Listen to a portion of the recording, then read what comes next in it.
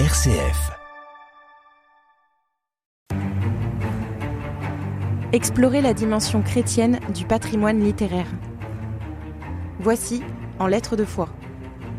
Bénédicte d'Artigalongue raconte. Comment entrer et sortir de la vie de religieux peut-il devenir un ressort romanesque ? Le roman Manon Lescaut compte parmi les grands romans d'amour de la littérature française. Il est publié en tant que tome 7 des Mémoires d'un homme de qualité par l'abbé Prévost en 1731 et republié séparément en 1733. Le texte est détaché de l'œuvre principale car il est considéré comme immoral. Manon Lescaut raconte les aventures désastreuses d'un homme follement amoureux d'une jeune femme qui ne cesse de lui être infidèle et de le trahir. Aveuglé par l'amour et assez naïf, il se fait également voler continuellement l'argent qu'il peine à obtenir. Ces péripéties affectives et financières forment la trame d'un roman basé sur la fuite incessante.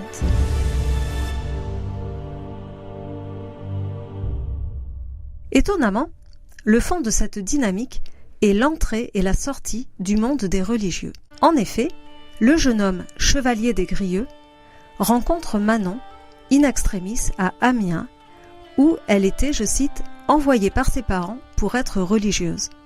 Elle précise juste après qu'elle y va, je cite, malgré elle, pour arrêter sans doute son penchant au plaisir.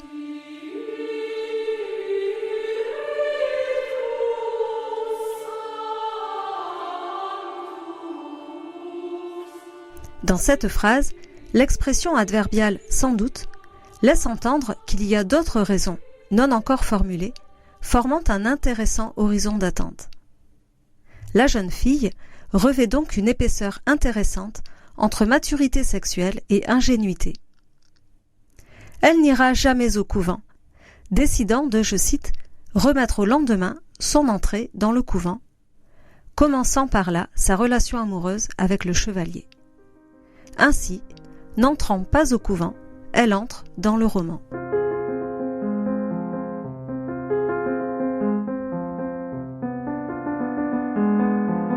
Cette représentation d'un univers binaire, avec le monde des religieux d'un côté et le monde extérieur de l'autre, correspond au vécu de l'auteur de Manon Lescaut, l'abbé Prévost.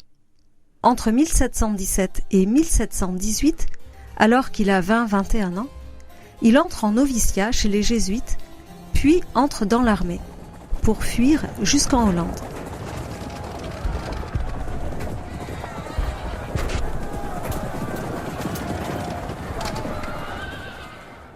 Ces 2 années de sa vie représentent la tension qu'il a toujours vécue entre la vie religieuse, la vie militaire et la fuite. L'on pourrait considérer ainsi que le chevalier des Grieux revêt quelques aspects autobiographiques. Il entre ainsi au séminaire. La vie ecclésiastique prit la place de la croix de Malte, et le nom d'abbé des Grieux, celle de chevalier. Néanmoins, il est en proie à un conflit intérieur, car Manon lui manque. Il expose le principe de la tentation dans l'état religieux, suffisamment concentré pour être un ressort psychologique motivant pour un roman. Lors d'une soutenance pour l'école de théologie, il voit Manon, venue le voir, et il ne saura identifier si c'est par curiosité ou repentir. Ils passent quelques moments ensemble. La passion de Desgrieux se réactive immédiatement. Il dit qu'il aurait sacrifié pour elle, je cite, « tous les évêchés du monde chrétien ».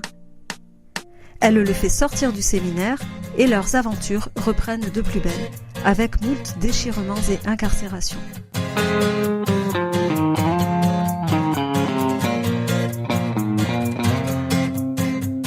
Ici donc, le motif du monde religieux dynamise l'intrigue.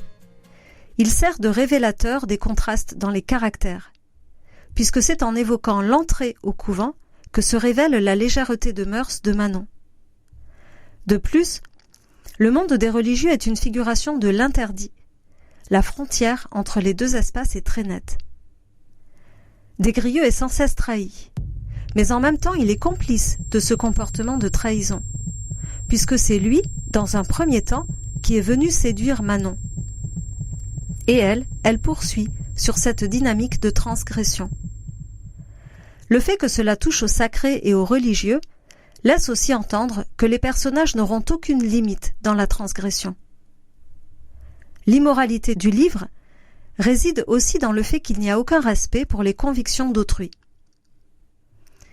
Des Grieux et Manon se mettent en couple en dépit des intentions des parents de la jeune fille qui n'a que 15 ans. Do you want to fall in love? Love is in the air. Des Grieux ment à son ami Tiberge en le persuadant de sa motivation à poursuivre la carrière ecclésiastique. Et dans le couple même, il n'y a pas de respect. Leur but à chacun étant de faire changer de voie l'autre, quelle qu'elle soit. Si cela n'avait pas eu lieu qu'une fois, cela serait de la séduction. Mais réitéré pendant tout le roman, on peut parler de perversité. Ainsi, le changement d'état vers ou hors du religieux sert de socle aux péripéties romanesques, de même qu'il indique, sans le développer ouvertement, que les personnages ont des intentions immorales. Les lecteurs de l'époque l'ont bien vu, puisque le livre a été fortement critiqué, même si l'écriture laisse toujours entendre que le chevalier est victime de sa passion, ou que Manon agit froidement. Pour conclure, je vous renverrai à une gravure de l'époque montrant des Grieux en soutane, avec Manon à côté de lui, et qui résume les espaces qu'ils vont investir tour à tour, le religieux, le monde non religieux, entrant dans la perversité du déshabillage, puisque des Grieux va quitter sa soutane, de même que Manon, à la fin, condamnée à partir pour l'Amérique avec les filles de joie, quittera ses beaux habits.